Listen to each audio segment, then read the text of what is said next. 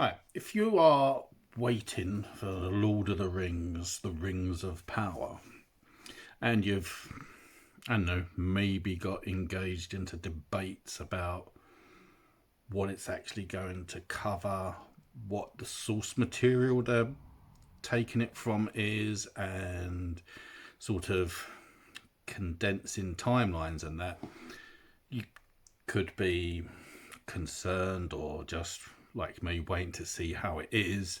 But there was a video I meant to do a few weeks back. I got a little bit sidetracked. I'm going to do that now.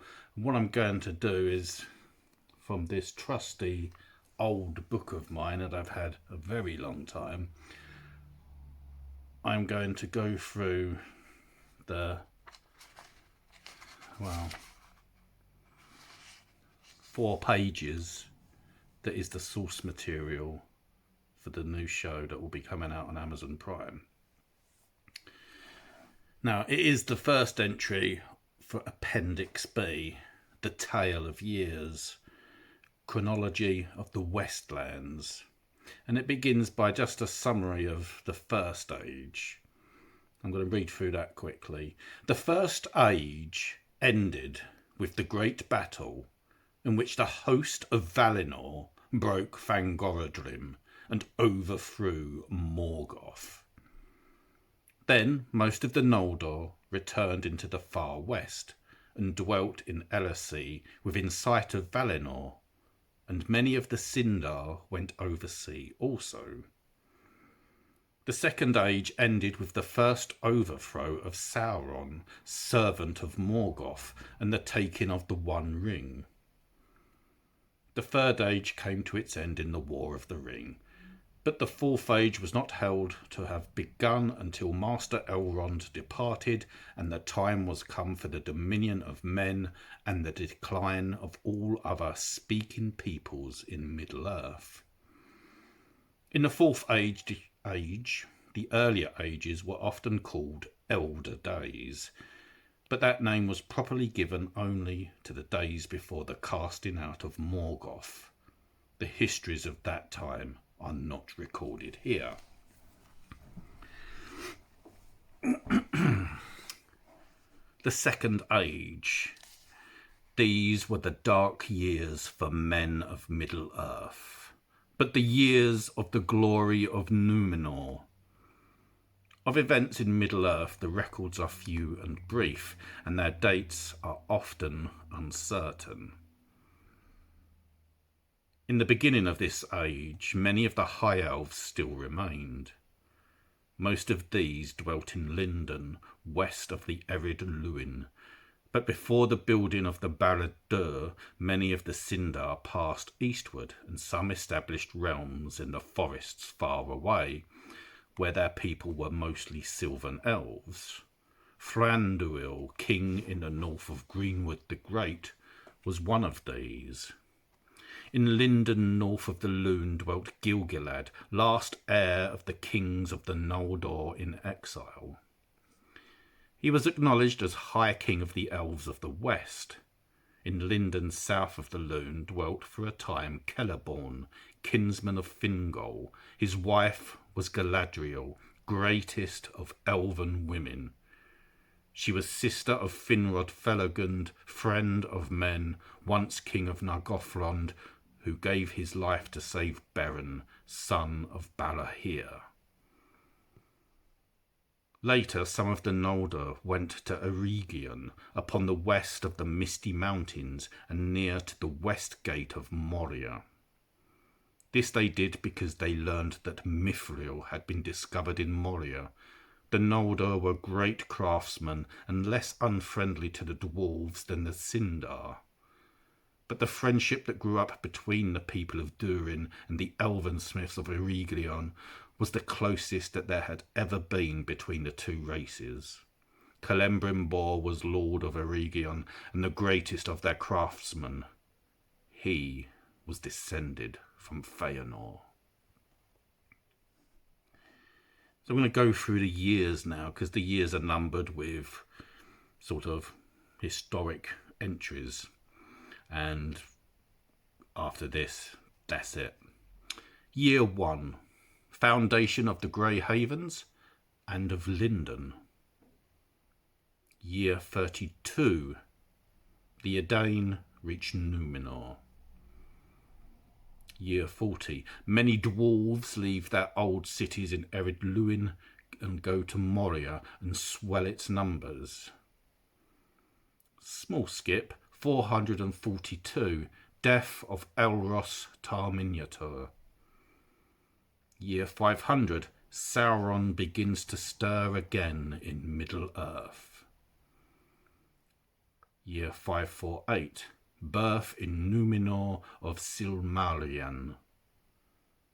Year 600, the first ships of the Númenóreans appear off the coasts. The year 750, Eregion founded by the Noldor. Year 1000, Sauron, alarmed by the growing power of the Númenóreans, chooses Mordor as a land to make into a stronghold. He begins the building of Barad-dûr. Year 1075, Tar-An-Kalami becomes the first ruling queen of Númenor. Year 1200, Sauron endeavours to seduce the Eldar. Gil-galad refuses to treat with him, but the smiths of Eregion are won over. The Númenóreans begin to make permanent havens. In the year 1500, the elven smiths, instructed by Sauron, reached the height of their skill.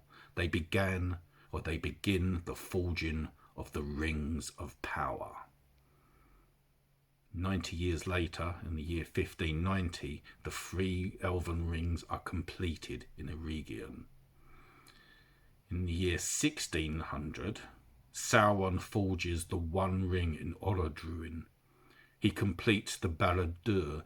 Celebrimbor perceives the designs of Sauron.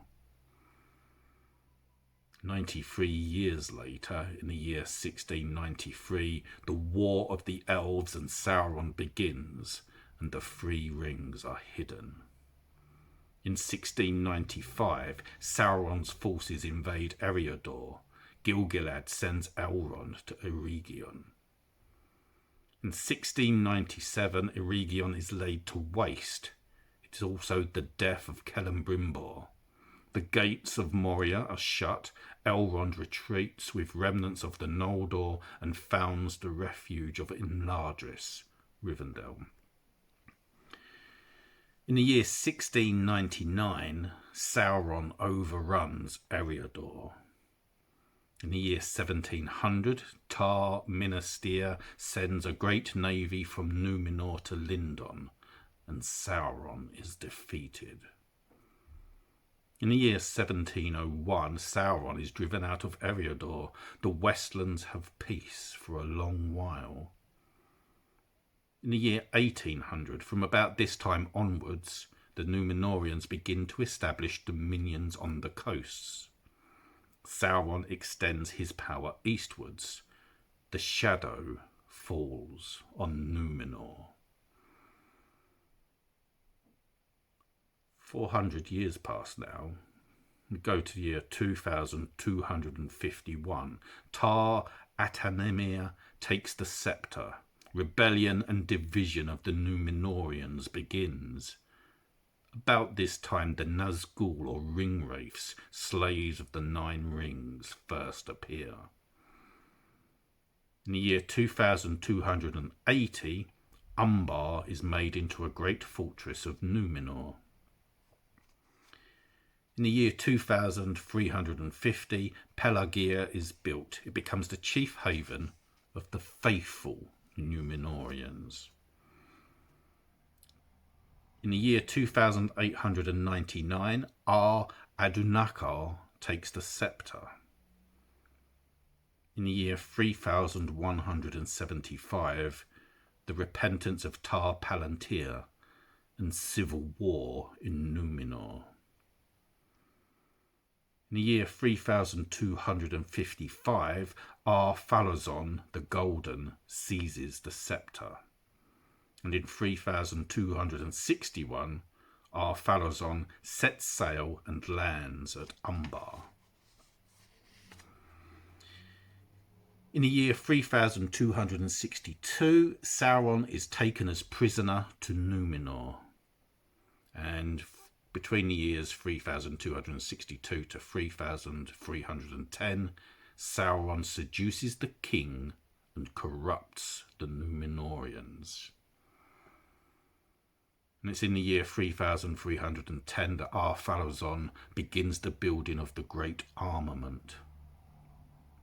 In the year 3319, Ar-Pharazôn assails Valinor. It is the downfall of Numenor.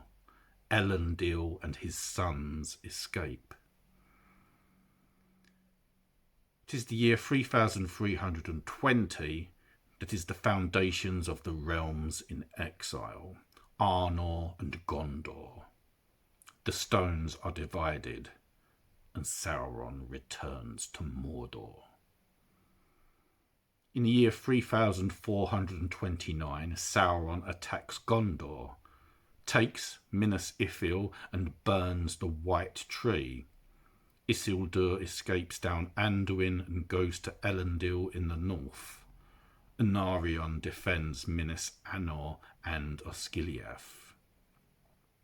It is the year 3430 that the last alliance of elves and men is formed. And in the year 3431, Gil-galad and Elendil march east to Imladris. In the year 3434, the host of the alliance crosses the Misty Mountains. It is the Battle of Dagorlad and defeat of Sauron. The siege of Barad-dûr begins. And in the year 3440, Anarion is slain. Finally, in the year 3441, Sauron is overthrown by Elendil and Gil-galad, who perish. Isildur takes the One Ring.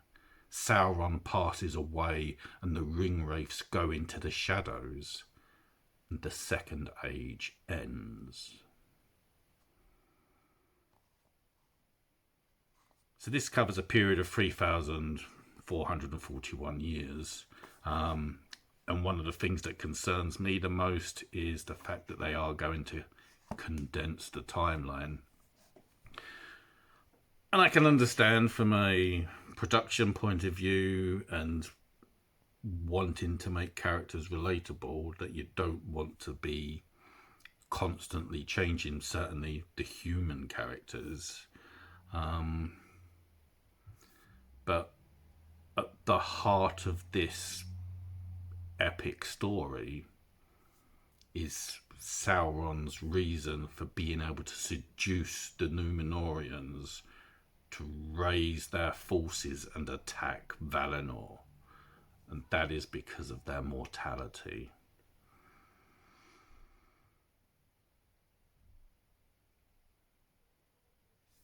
As said in my previous video, I will wait to watch it before casting any judgment on it.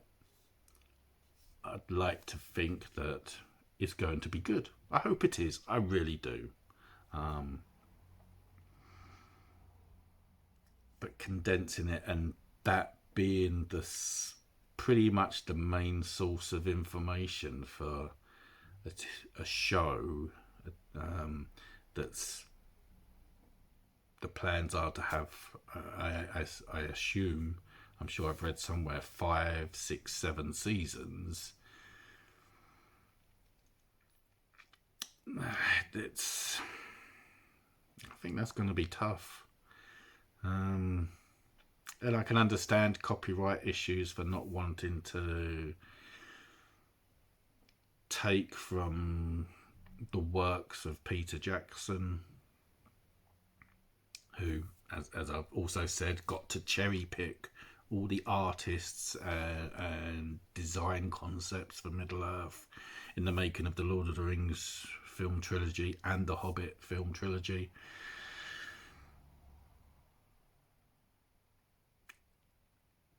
I don't think there's much more I can say, really. I'm hopeful, but I wonder if it's a step too far. We'll have to wait and see. Anyway, getting the timeline onto a video for people to watch, I feel is important. And I want to close by dedicating this video to some friends of mine who, in talking, has kind of given me the kick I needed to make this video, and a catch up, an overdue catch up. So this video in particular I am dedicating to Graham and his wife Dawn, and hopefully we'll catch up soon to have a proper catch up and a good laugh in these dark times. Anyway, that's this video for now. I'll see you in the next one. Thank you very much if you've watched it. Feel free to comment. I welcome the comments, even if it's to rib me for bad pronunciations. Cheers.